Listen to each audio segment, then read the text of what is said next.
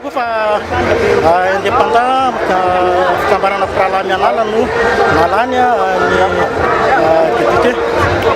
amin'izao fotoana zao niditra ao amin'ny groupe parlementaire SVM zay satria fantatray hitanay ary tsapanay fa ny miaraka amin'ny fitondrana miaraka amin'ny président Hery Rajaonarimampianina zay voafidy tao anatin'ny fifidianana démocratique zay eken'ny eto amin'ny firenena malagasy moa zany sy eken'ny raisam-pirenena dia arany sitsiny na ohatra ka hoe hitadiny fampandrosoana ny tanjon'ny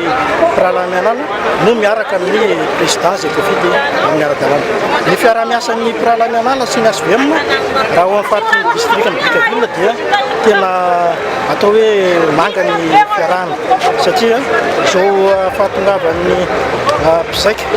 zay ao anatin'ny district 17 dia voasolo tena ato anatin'ity feonambe ny karakarain'ny SVM ty commune 17 zany ny voasolo tena ato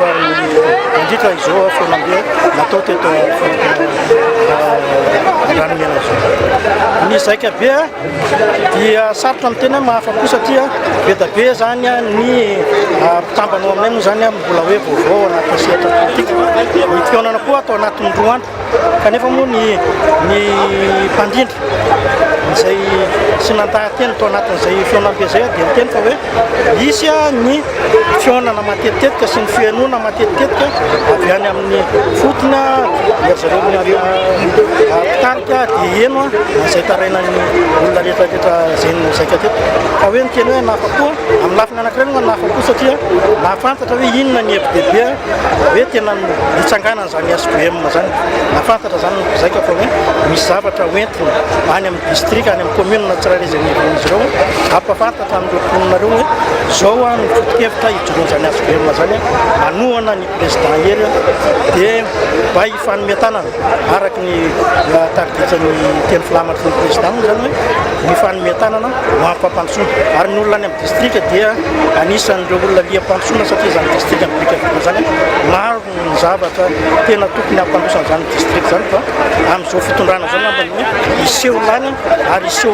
iseho ety amin'ny fiainan'ny olona zany efa ampandrosoana district zany dia araky ny teny amina teo moa zany dia fiarah-miasa no ataon'ny SVM sy ny pirahalaminanala zay ngambany tenen'ny président national teo hoe mifampiena ary maro ary mifanometanana ao anatin'ity SVM ty fa hita eo fa tsy maintsy fanaraka ny pirahalaminanala sy ny SVM any amin'ny faritry district amin'ny Brickaville za matoky fa tsisy hoe olana amin'izay fanolorana ny candidat ny tanàna ao anatin'ny commune rehetrarehetra anatin'ny district ny